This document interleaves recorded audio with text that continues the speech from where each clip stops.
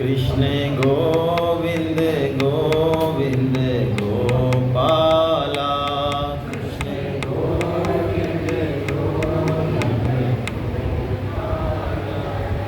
वसुदेव सुतं देवं कंस चाणूरमर्दनं देवकी परमानंदं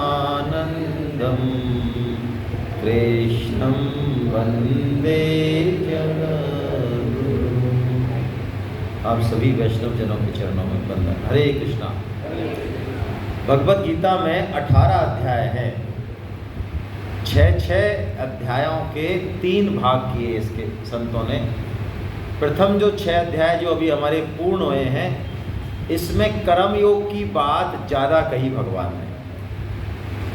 और अब जो 7 से 12 अध्याय आ रहे हैं, इसमें भगवान भक्ति योग की बात कहेंगे। गीता में 3 चीज़ें हैं, ज्ञान, कर्म और भक्ति। इसमें भक्ति को सबसे विलक्षण बताया, सबसे विलक्षण। ऐसा मान लें कि भक्ति भगवान का हृदय है और हृदय की बात हर किसी से कही नहीं जाती है ना। लेकिन भगवान यहाँ अर्जुन से कह रहे हैं हृदय की बात, है ना। कैसे कह रहे हैं, आइए हम देखते हैं भगवान कैसे हृदय की बात कह रहे हैं। ये अध्याय है ज्ञान विज्ञान योग। बड़ा प्यारा अध्याय है ये, बहुत महत्वपूर्ण अध्याय भी है ये। भक्ति योग की नींव है इस अध्याय में। ज्ञान क्या है, विज्ञान क्या है, ये भगवान अब यहाँ बताने वाले हैं। देखिए, किसी चीज़ के बारे में ज्ञान का मतलब है उसके बारे में हमें जानकारी हो जाए। जैसे पैसे से ये चीज़ आती है, पैसे से वो चीज़ आती है, पैसों के बारे में ज्ञान हो जाए, ये रुपया है, ये डॉलर है, ये ऐसे है, ये वैसे है। लेकिन उन पैसों के प्रति हमारा लोभ बढ़ जाए, खनक सुनते ही जो है बड़ा मन में अच्छा लगे, आसक्ति है हो जाए पैसों से जो विशेष प्रेम हो जाए हमारा, वो है विज्ञान। तो स्वामी जी ने बताया कि ये जो पूरा संसार है ये कृष्ण का ही स्वरूप है, कृष्ण से ही निकला है, कृष्ण से में ही मिलने वाला है। तो ऐसा हमको जानकारी हो जाए, ये तो है ज्ञान। लेकिन ऐसा हमको अनुभव हो जाए, ये है हमारा विज्ञान। तो ज्ञान और विज्ञान जब दोनों हमें आते हैं, तब हमें चीज़ों की संपूर्णता से जानकारी होती है चीज़ों की। तो भगवान कह रहे हैं मैं तुझे ज्ञान विज्ञान योग बताऊंगा, ऐसा भगवान कहते हैं। यानी अब भगवान अपना परिचय दे रहे हैं अपने बारे में खुद कि मेरा परिचय सुन अर्जुन तू। मैंने तेरी बात तो कर ली कि तेरा धर्म क्या है, तेरा कर्तव्य कर्म क्या है, लेकिन अब मेरा परिचय क्या है वो सुन तू। तो हमें ये इसको भक्ति योग भी कहते हैं। ज्ञान विज्ञान का योग का मतलब भक्ति योग भी है। तो भगवान की भक्ति यदि करनी है तो उसके लिए क्या क्या आवश्यकता है। भक्ति तो हम भी करते हैं, पूजा पाठ करते हैं, सुबह उठते हैं, कई तरह की तीर्थ यात्रा जाते हैं, है ना, गीता रामायण का पाठ करते हैं, माला भी करते हैं। क्या ये सब भक्ति है? भक्ति को भक्ति बनाती क्या चीज़ है, भक्ति के लिए क्या जरूरी है, वो भगवान अब बताने वाले इस श्लोक में, है ना। तो आइए हम ये श्लोक पढ़ते हैं और देखते हैं इसको। मय्यासक्त मना पार्थ योगं युञ्जन मदाश्रयः असंशयं समग्रं मां यथा ज्ञास्यसि तच्छृणु। भगवान ने कहा भक्ति के लिए सबसे पहली शर्त भगवान ने बताई, मय्यासक्त मनः पार्था। पार्थ किसका नाम है? अर्जुन का। स्वामी जी कहते हैं भगवान ने पूरी गीता में सिर्फ 9 बार पार्थ कहा है। और जहाँ भगवान ने पार्थ कह दिया, इसका मतलब वहाँ पर कोई बहुत विशेष बात जो है कही है भगवान ने, है ना, बहुत विशेष बात कही है, पकड़नी चाहिए वो। पार्थ का मतलब क्या है? पार्थ का एक मतलब तो ये है कि अर्जुन भगवान श्री कृष्ण की जो बुआ हैं कुंती, उनके पुत्र हैं। तो कुंती के पुत्र होने से उनका एक नाम हुआ कौन्तेय, और कुंती का एक दूसरा नाम प्रथा है, प्रथा। तो प्रथा पुत्र होने से उनका नाम हुआ पार्थ। और वैसे इसका शाब्दिक अर्थ यदि हम देखें तो पै का मतलब परमेश्वर होता है, भगवान होता है पै। तो जिसके लिए परमेश्वर ही अर्थ हैं, परमेश्वर में ही जिसकी महत्व बुद्धि है, परमेश्वर ही जिसके लिए सबसे इम्पोर्टेंट है, वो क्या हुआ? वो पार्थ हुआ। ठीक है। तो यहाँ भक्ति की चर्चा भगवान कर रहे हैं, ज्ञान विज्ञान की चर्चा भगवान कर रहे हैं। तो भगवान ने दो चीज़ें बताई ऊपर की लाइन में, इनसे भक्ति होती है दो चीज़ों से। यदि ये चीज़ नहीं है तो हम जो भी कुछ कर रहे हो, भले कितनी भी बड़ी से बड़ी क्रिया कर रहे हैं, वो भक्ति नहीं होगी। हम चाहे तीर्थ यात्रा जाएं, दान पुण्य करें, चाहे माला करें, वो भक्ति नहीं होगी। भक्ति कब होगी? दो बात होनी चाहिए। कौन कौन सी? पहली बात, मैया सक्त मना पार्था। भगवान कह रहे हैं तेरा जो मन है वो मुझ में क्या होना चाहिए? आसक्त होना चाहिए। आसक्त का मतलब बिना प्रयास के ही मन हमारा खींचे भगवान की तरफ। ठीक है। आपको व्हाट्सएप जबरदस्ती दिखाना पड़ता है, हाथ पैर बांध के चारों तरफ से। जब देखते हो आप 2-4-5 मिनट व्हाट्सएप, या मन खिंचा ही रहता है देखने के लिए। अच्छा, हाथ पैर बांधने वाले भी हैं कोई? अपने आप ही देखते रहते हो? कोई टाइम लिमिट फिक्स कर रखी है कि मैं पूरे दिन भर में 24 घंटे में सिर्फ 10 मिनट देखूंगा बस? कोई टाइम। अच्छा, माला की भाई साहब कर तो नहीं, अब 4 माला प्राण भी हो गए हमारे। अब बताओ, दिन भरी माला ही माला करते नहीं क्या? 4 की कही थी आपने, 4 माला कर ली। और गीता की भी आपने कही थी, तो पढ़ तो ली गीता, और दिन भरी गीता पढ़ते नहीं। यानी हमारा मन कहाँ खिंचा हुआ है? संसार में। तो संसार में यदि मन है तो ऊंची से ऊंची क्रिया भी क्रिया तो होगी, लेकिन भक्ति नहीं होगी। समझ में आई बात? भक्ति में पहली शर्त क्या है? भगवान से प्रियता। दूसरी बात क्या है? भक्ति में हम कोई भी क्रिया करें, नाम जप करें, है ना, चाहे तीर्थ यात्रा जाएं, गीता का कोई भी काम करें, गीता पढ़ें, तो भगवान कह रहे हैं योगम युंजन मदाश्रया। ये दूसरी बात बताई, योगम युंजन मदाश्रया। यानी हम जो भी काम करें तो उस साधन का आश्रय नहीं होना चाहिए, आश्रय हमको भगवान का होना चाहिए। ये नहीं भाई साहब हम तो गीता के टॉपर हैं, 700 श्लोक याद हैं, अब बताओ हमको भी भगवान नहीं मिलेंगे क्या? है 16 माला ऊपर से कर रहे हैं, गोवर्धन जा रहे हैं, पटक परकम्मा दे रहे हैं, और तो भगवान नहीं मिलेंगे? बताओ, भगवान तो 6 बार मिलेंगे भाई साहब। ना भैया, किसी भी कर्म से भगवान मिलने वाले, किसी भी कर्म से कह रहा हूं मैं, किसी भी कर्म से भगवान मिलेंगे प्रियता से, प्रेम आसक्ति से। हमारी किसमें आसक्ति हो? भगवान में, या केवल और केवल भगवान का आश्रय हो तो मिलेंगे। माला करता हूँ ना, इसका करूँगा, माला तो करूँगा, प्रेम है मेरा, नाम लूँगा उनका, लेकिन आश्रय माला का नहीं है, नाम जप का नहीं है, गीता का नहीं है, परिक्रमा का नहीं है, शुभ कर्मों का नहीं है, परोपकार का नहीं है। ये करूँगा सब, लेकिन आश्रय नहीं है। आश्रय किसका है? अच्छा, भगवान का आश्रय कब होगा? जब संसार का आश्रय टूटेगा, जब धन का आश्रय टूटेगा, जब पुत्र का आश्रय टूटेगा। बोलो, पुत्र पर ज़्यादा विश्वास है कि भगवान पर ज़्यादा विश्वास है? सही बताओ। अरे बोलो तो सही। औरत देखो, एक दिन की सेमिनार कमाल देखो भगवान पे। अरे रहने दो तुम, पुत्र पर ही विश्वास है। हाँ, पुत्र जिस दिन तारे दिखाएगा दिन में, जब अपना असली कलर दिखाएगा, कब दिखाएगा? जब भी दिखाएगा, उस दिन होगा भगवान पर विश्वास। कि भाई साहब सही कह रहे थे यार आप। गजेंद्र हाथी 1000 साल तक लड़ा, और उसके खूब सारे दोस्त थे बड़े बड़े, और उसकी पत्नी थी, हथनियाँ थी, खूब लड़ा वो। उन्होंने भी बेचारों ने कोशिश की हेल्प करने की। 1000 साल लड़ने के बाद आखिर में जो मगर था तो वो उसको नीचे खींचता ले जा रहा है, और उसको लगा कि अब बस की बात, इतनी सी सूंड बची है, बस अब हो गया कवाड़ा। तब उसको अकल आई कि वास्तव में ये हथनी, ये संसार, ये हमारा साम्राज्य जो इसके हम मालिक हैं पूरे इसके बन के, ये सब किसी काम का नहीं है। तब उसने टेर लगाई, कमल का फूल उठाया, हे प्रभु जगन नारायण, हे अकल गुरु भगवान नमस्ते। तो भगवान आए। तो भक्ति में 2 चीज़ें बहुत ज़रूरी हैं, ये तो हम बहुत अच्छे से समझ लें। इसके बिना भक्ति नहीं होगी, ध्यान रखना। चाहे हम भक्ति कहते रहे, गीता नहीं कहती, गीता उसको कपट भक्ति कहती है, अभ्यास कहती है।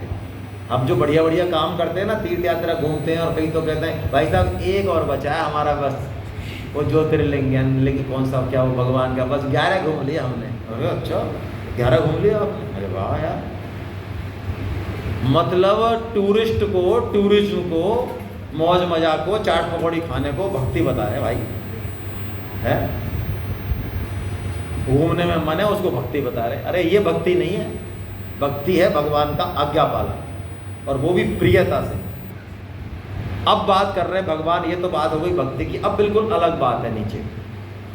भक्ति करने के लिए भगवान को जानना बहुत ज़रूरी है, बिना उनको जाने भक्ति नहीं होगी। तो भगवान कह रहे हैं कि अर्जुन असंशयम समग्रम माम, ओहो असंशयम समग्रम माम, मैं तुझे अपने समग्र रूप को बताऊंगा। पहली बार कह रहे हैं भगवान ने गीता में, अब तक नहीं कहा। समग्र रूप को बताऊंगा, यानी मैं जैसा हूँ कैसा हूँ सब बताऊंगा मैं तेरे को, यथा ज्ञास, जैसा मैं हूँ वैसा बताऊंगा। श्रृणु तच्छृणु, तू सुन। तो क्या अर्जुन इससे पहले नहीं सुन रहा था क्या? सो गया था क्या कलाकंद खा के? अरे सुन रहा था कि नहीं सुन रहा था? सुन ही रहा था, फिर भी भगवान कह रहे हैं सुन। क्यों भाई? देखो किसी भी चीज़ की जब इम्पोर्टेंस बतानी होती है ना, तो उसकी तरफ हिंट करना ज़रूरी होता है, तब जाके हमारा अलर्ट, अच्छा ये गीता का सबसे टॉप, अच्छा टॉप श्लोक है, अच्छा देखता हूँ तो इसको ऐसे। तो भगवान भी कह रहे सुन, मैं बहुत इंपॉर्टेंट बात बता रहा हूँ। और नहीं तो हम कैसे सुनते हैं? अच्छा तुमने सुना? हाँ सुना। सुना मैंने क्या कहा, वो समझ में आया? हाँ समझ में आया, क्यों नहीं आया? अच्छा मैंने क्या कहा, वो तो आपको पता है।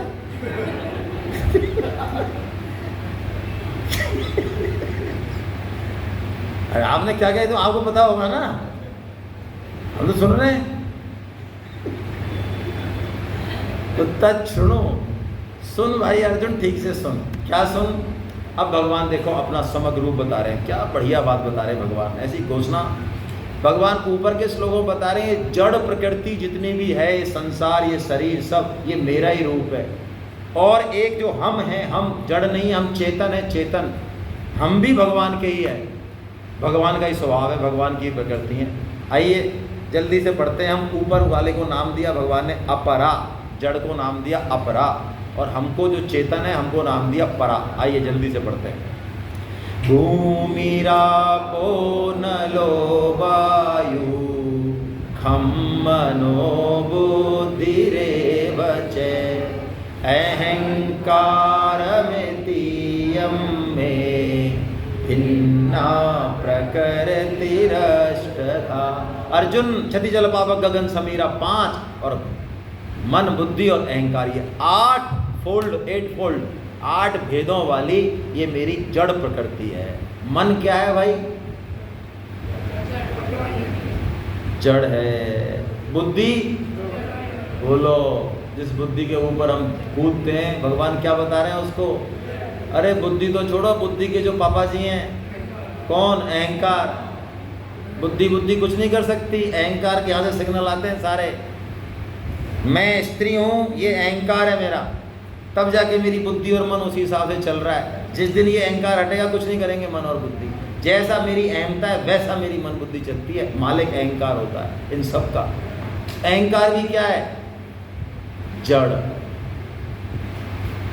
और हम इनसे अलग हैं। किससे? मन बुद्धि और इस पंचभूत के शरीर से बिल्कुल अलग हैं। भगवान कह रहे हैं, ये नीचे हमारा इंट्रोडक्शन है, ये नीचे हमारा आई कार्ड है, इसको देखो। अप्रेयमितस्त्वन्यां प्रकृतिविद्धि मे परां जीवभूतां महाबाहो ययेदं धार्यते जगत। भगवान कह रहे हैं ये जो मैंने अपरा बताई, जड़ बताई, इससे बिल्कुल अलग परा प्रकृति, वो तू खुद, जिसको भगवान ने कहा तू खुद चेतन है, लेकिन तू जीव था, जीव भूत बन गया। तू क्यों बन गया? क्योंकि तूने ययेदम धार्यते जगता, जगत यानी इस शरीर संसार को तूने धारण, इससे संबंध जोड़ लिया। हमारा संबंध है नहीं, जोड़ा है हमने। किससे? सबसे। अच्छा, हमारे घर में तिजोरी रखी है, वो हमसे दिन में एक आध दो बार तो कहती होगी कि हम आपके हैं। अरे कहती है क्या? तो सुनते तो हो, मतलब तुम कान लगा के। अच्छा, कोई भी गाड़ी घोड़ा पैसा सोना चांदी घर कोई भी हमसे कहता है कि हम आपके हैं, किसने माना उनको अपना? अच्छा, मान लो आपका सोने का बिस्किट उड़ के पड़ोसी के चला जाए तो रोता होगा वहाँ पे कि हम तो वहीं बढ़िया थे, शर्मा जी क्या कहाँ आ गए यार, ऐसा रोएगा? या वहाँ भी मजे में? तो क्या लेना देना है, क्या लेना देना? वो जड़ है। तो जड़ से संबंध किसने जोड़ा भाई? तो जो जिसने जोड़ा, छोड़ने की जिम्मेदारी किसकी है? जिसने जोड़ा, छोड़ेगा कौन? वही छोड़ेगा। हमने जोड़ा तो छोड़ने की जिम्मेदारी, भगवान ने तो कह दिया ये तूने सिर पे लगाया अपने आप। ययेदम धार्यते जगता, जैसे हमारे शरीर में भगवान ने कोई क्वालिटी दी, बढ़िया रूप दिया, बढ़िया वाणी दी, बढ़िया ताकत दी, बुद्धि दी, और लोग हमारी प्रशंसा ठोक रहे हैं और हम कह रहे हैं हमारी है ये धारण करना। आपकी थोड़ी है भैया, ये तो एक शरीर के साथ है, कुछ समय के लिए चली जाएगी, सदुपयोग करने के लिए। ये हमारी कोई भी चीज़ जगत में और शरीर में हमारी, और आप कैसा हमारी है तो सही, आप कैसी बात कर रहे हो भैया? जो चीज़ हमारी होती है उसमें परिवर्तन करने का अधिकार हमारा होता है कि नहीं होता है? ये घर मेरा है मान लो, इसमें परिवर्तन कर सकता हूँ मैं। तो ये शरीर मेरा है तो इसकी चीज़ों को मैं चाहूँ जैसे रख सकता हूँ, चाहे जितने दिन तक रख सकता हूँ। मैं चाहूँ तो मेरे बालों को सफ़ेद नहीं होने दूँ, और इसकी हिम्मत क्या है बाल की? सफ़ेद होगा तो पहले एप्लीकेशन देगा मेरे को, सीएल लगेगा, भाई साहब हम सफ़ेद होना चाह रहे हैं, हो जाए क्या? ऐसे देता है ये एप्लीकेशन? बीमार पड़ने से पहले देता है, बूढ़ा होने से पहले देता है, मरने से पहले देता ही होगा। ये हमारी एज नहीं सुनता। बोलो, इसकी जचेगी जब बूढ़ा होगा, जचेगी जब सफ़ेद होगा, जचेगी जब मरेगा। हमारी कोई बस की चले तो बता दो आप। और फिर भी हमने इसको क्या मान रखा है? अपना। भगवान मना कर रहे, अपना मत मानो इसको। तो जड़ भी भगवान का स्वरूप है, चेतन भी भगवान का स्वरूप है, लेकिन हमने जड़ और चेतन को मिक्स कर लिया, अपना मान लिया, इस कारण हम फंस गए। और इसी को कहते हैं माया। इसी को कहते हैं माया का मतलब जो है नहीं लेकिन दिखती है। सपने में शेर आया और हम कहें भगवान आज बचा दे तू कैसे भी यार, लेकिन वास्तव में वो शेर है ही। ऐसे ही माया जो है ना इस जगत में अलग अलग रूप दिखाती है, बहुत सारे रूप दिखाती है। जो चीज़ नहीं है ना वो दिखाती है। आपने वो देखा नारद जी वाला प्रकरण? नारद जी ने जब काम को जीत लिया तो अहंकार आ गया उनको, भयंकर हैं। जब रावण गवने शिव पाही, जिता काम अहमिति मन माही। काम को जीत लिया, ऐसा अहम आ गया। तो भगवान शिव ने उनसे कहा कि यार मेरे से तूने कह दिया कि काम को जीत लिया, लेकिन भगवान विष्णु से तो जिस आदमी को मना करोगे इसको मत कहना वहाँ वो, तो विष्णु जी के पहुँच गए। और विष्णु जी तो समझ गए कि आज तो चाल ही अलग लग रही है भाई साहब की। तो उन्होंने पूछा अरे आपने काम को, अरे क्या जीत लिया साहब? ये सब आपकी कृपा है। बोलने में हम कितने मीठे होते हैं, अंदर तो अहंकार है कि मैंने जीता है, ऊपर से सब कुछ नहीं जीता, हमने क्या जीता है? करने बनने वाले भगवान है, हम क्या करते हैं? और अंदर पूरा भरा हुआ है। ये नाटकबाजी पूरी जिंदगी भर चलती है हमारी, लेकिन भगवान विष्णु पहचान गए। तो उन्होंने क्या किया? एक नगर की रचना कर दी। किससे? माया से। और उसमें एक मोहिनी नाम की स्त्री की रचना कर दी। और नारद जी जिन्होंने काम को जीता, बोलो अभी तो काम को जीता है, वो नारद जी क्या हालत हो रही है देखो आप। वही उस स्त्री का जब हाथ देख रहे हैं कन्या का, तो उसके कन्या के हाथ, जो नारद जी तो विद्वान है, उस कन्या के हाथ में लिख रहा है कि जो इसके संग ब्याह करेगा वो तीनों लोगों का विजयी हो जाएगा। राजा नारद जी कह हम ही नहीं कर लें इससे यार। अभी काम को जीत के गए ये हालत हो रही है बिना भगवान के सहारे के, बोलो। तो भगवान कह रहे हैं ये मेरी माया दुरत्या है, दुरत्या। दुरत्या मतलब पार नहीं पा सकते। हम कितने ही बड़े तैराक हों, क्या हम समुद्र को तैर के पार कर सकते हैं? जहाज से भी पार करना मुश्किल है भैया, तो तैर के पार करना, ये ऐसे ही है माया। कितने ही बड़े विद्वान बन जाए, पंडित बन जाए, ऋषि मुनि बन जाए, हम माया को तो भाई साहब कैसे पार पड़ेगी फिर जब पार ही नहीं कर सकते। तो भगवान कह रहे हैं एक उपाय है, ये माया मेरी है, तो तू यदि मेरी शरण में आ जाए तो फिर माया तेरा कुछ नहीं बिगाड़ सकती। हाँ, भगवान श्री राम युवराज पद पे जब उनका राज तिलक किया तो जुलूस निकल रहा है भगवान का, पब्लिक अटाटूट, सिक्योरिटी फोर्स खड़ी है पूरी है, आर्मी लगी हुई है। और उनका जो मित्र है कौन? निषाद। नीची जाति का है निषाद, बेचारा लंगोटी है बस। और वो भगवान श्री राम का दोस्त है, बचपन में खेला है साथ। उसकी इच्छा हुई यार हमारे मित्र युवराज बने, तो उनके लिए एक तो बढ़िया सी जूती गांठी उसने कि इनको जूतियों को पहनाऊंगा मैं भगवान को। और एक उसने फेंटा जो है बढ़िया पगड़ी बनाई एक, जैसे कि पहनते हैं। और मन में उसके ये है कि यार जो है ये दो चीज़ें मैं हमारे मित्र जो सखा हैं भगवान श्री राम को भेंट करूँगा यार मैं। अब भेंट करने की तो छोड़ो, माता धक्का मुक्की हो रही है और बाबे पार ही नहीं पड़ रही निषाद राज। वो जाने की कोशिश भी करे तो वो सिक्योरिटी फोर्स उसको जाने दे, हट हट हट, जैसे हम राष्ट्रपति से मिले हैं वो जाने दे कोई। अचानक अब उसको धक्का मुक्की हो रही है, इतने में भगवान श्री राम की निगाह पड़ती है, ओ निषाद मेरा मित्र। भगवान ने कहा आओ आओ, बस इतना सा इशारा किया, सिक्योरिटी फोर्स ने देखा, ओह प्रभु किसको इशारा कर रहे हैं, खट हट गए वो सब। अरे भैया सारी सिक्योरिटी फोर्स उसको ले जाके और बिल्कुल भगवान श्री राम को, भगवान श्री राम ने उठाया और अपने रथ पे बगल में बैठा दिया।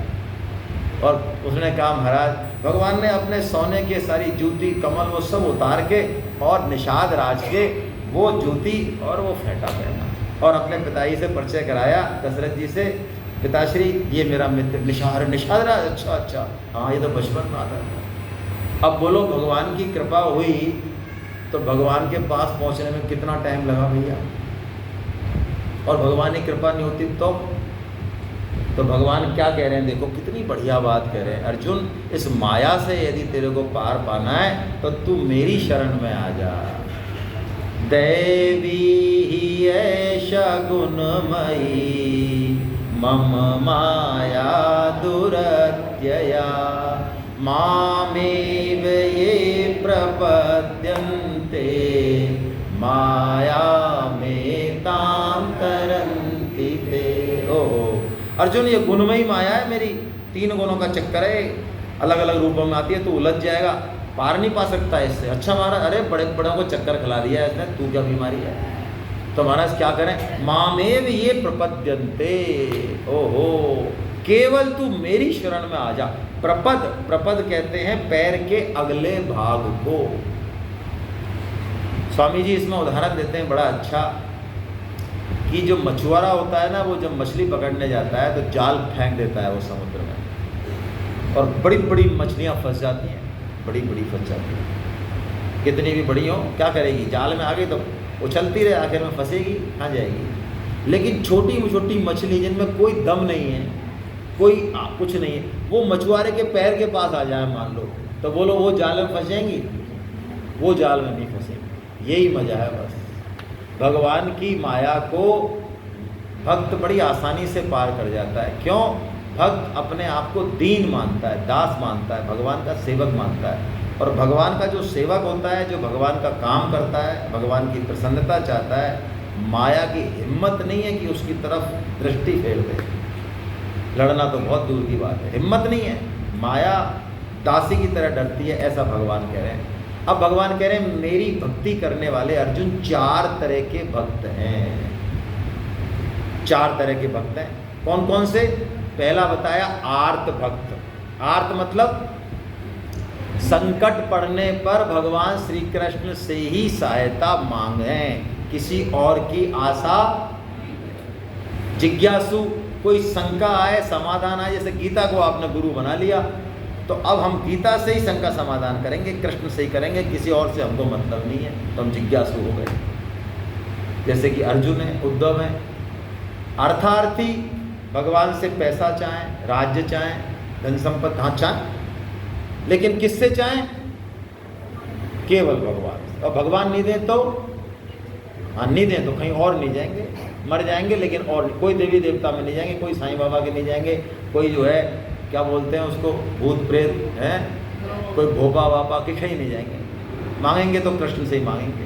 तो बोलो, मांगने वाला भी, धन संपत्ति मांगने वाला भी भगवान का भक्त हो गया। कैसी बढ़िया बात है, उसको ही भगवान भक्त कह रहे। तो 3 तरह के भक्त तो ये हो गए। और चौथा भक्त भगवान ने बहुत विलक्षण बताया, उसका नाम क्या दिया? ज्ञानी। ये भी कुछ मांगता है, हाँ ये भी मांगता है। ये मांगता है भगवान से, ये उल्टा पूछता है, प्रभु बोलो आपको क्या चाहिए, आपकी किस में राजी है, बोलो क्या करें आपके लिए है। जैसे हनुमान जी है ना, वो सीता माता से पूछते हैं, अच्छा माता जी ये सिंदूर क्यों लगाती हो आप? अरे सिंदूर, अरे हम भगवान श्री राम को प्रिय है, ये हम उनकी अर्धांगिनी है, वो हमारे प्रियतम है, उनको अच्छा लगता है, ये प्रिय लगता है, इसलिए हम लगाते हैं सिंदूर। अच्छा ये प्रियतम, तो वो उन्होंने पूरे शरीर पर ले लिया। उनका काम है भगवान को प्रसन्न करना। अरे हनुमान जी का पूरा चरित्र आप देख लो, हनुमान जी ने एक बार भी अपने जीवन में भगवान से कुछ मांगा नहीं है। मांगा है तो बस एक ही काम मांगा है, बस कि भगवान सिर्फ और सिर्फ अपना प्रेम दो। बाकी तो भगवान श्री राम ही मांगते रहे हैं पूरी रामायण में। अरे हनुमान जी भाई अब की बार ये प्रॉब्लम है यार, करते महाराज। फिर दोबारा, अरे हनुमान जी अब की बार ये प्रॉब्लम होगी, करते महाराज। बोलो भगवान की क्या हालत कर दी हनुमान जी ने। देखो ये ज्ञानी भक्त है, ये भगवान इसके पीछे पीछे घूमते हैं। यदि हम भगवान से कुछ मांग लेते हैं तो भगवान कहते हैं भैया तैने भक्ति करी, मैंने दे दिया, हिसाब। और नहीं मांगते तो भगवान कर्जदार हो जाते हैं। और भगवान कोई हमारे जैसे कर्जदार तो है नहीं जो लेने के बाद मना करते,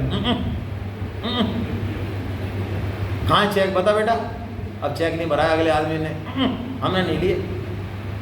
भगवान तो ऐसे कर्जदार हैं जो एक लें तो 10 गिनते हैं कि मेरे ऊपर 10 का कर्जा है। अरे जैसा भगवान श्री राम ने हनुमान जी से कहा है ना भाई, ऐसी बात मेरे को कभी कहीं मिली नहीं किसी शास्त्र में, गीता में भी नहीं मिली कहीं। सुन सुत तो ही और इनमें नाही, देखूं कर विचार मन माही। प्रति उपकार करो का तोरा, सन्मुख होई न सकत मन मोरा। ऐसी बात किसी भी शास्त्र में मैंने नहीं पढ़ी। भगवान की हिम्मत नहीं है अपनी शकल दिखाने की। बोलो कह रहे हैं भगवान भैया मैं ये शकल को नहीं दिखा सकता यार, सन्मुख होई न सकत मन मोरा। क्यों? हम राम वल्लभ जी के घर गए, साहब हमारा ये काम कर दो, कर दिया। दोबारा पहुंच गए, साहब अब की बार हमारा ये चक्कर पड़ गया, थोड़ा ये काम भी कर दो, ये भी कर दिया। और 10 बार पहुंच गए और हम 10 साल में एक बार इनके काम नहीं आए। तो बोलो 11वीं बार कैसे जाएंगे हम? और चले भी जाएंगे तो हमारे खोपड़ी की शकल कैसी होगी हमारी? भगवान श्री राम कह रहे हैं कि हनुमान जी वनवास हमने लिया, लेकिन हमारे सारे काम कर रहे हो और आपका अब तक हमने एक भी काम नहीं हुआ। सन्मुख होए न सकत मन मोरा, और प्रति उपकार करो का। बोलो ये है हनुमान जी, ये ज्ञानी भक्त है। अपनी एक एक सांस, एक एक सामर्थ्य भगवान के काम में लगा देता है। और हमारे पास जो भी सामर्थ्य है, आप विश्वास कीजिए गीता के अंत में हम ये बात जान जाएंगे, कोई भी सामर्थ्य यदि हमारे पास है, पद है, धन है, शरीर है, वो सब भगवान के काम के लिए है। लगाइए उसको भगवान के काम में।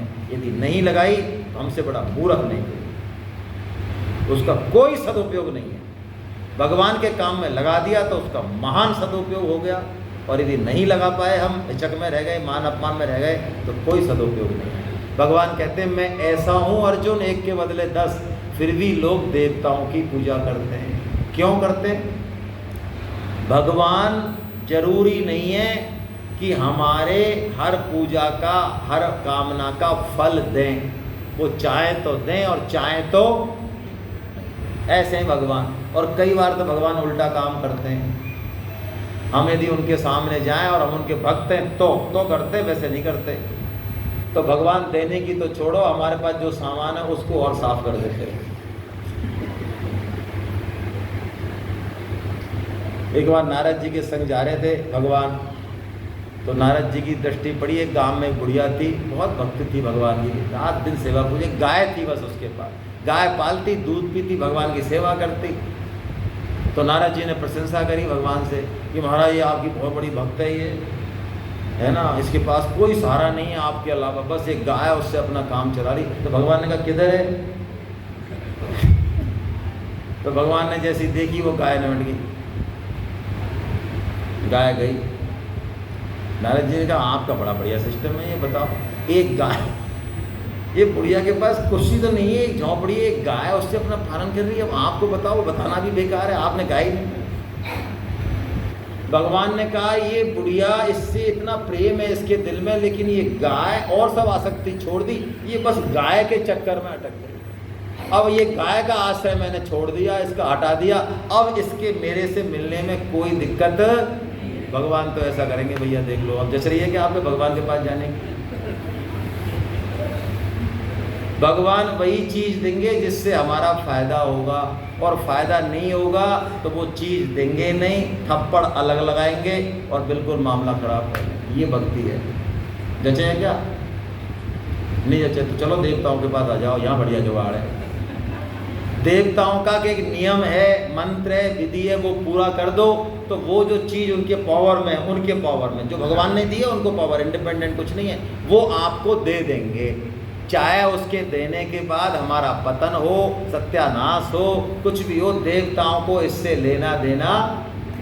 भगवान को स्वामी जी कहते हैं पिता, और देवताओं को कहते हैं स्वामी जी दुकानदार। दुकानदार को कोई मतलब नहीं है, उसको आप जो चीज़ चाहो, चाकू ले आओ, चाहे भले गले में लटकाओ, रस्सी ले आओ, भले लटक जाओ पंखे के, पिता नहीं देगा।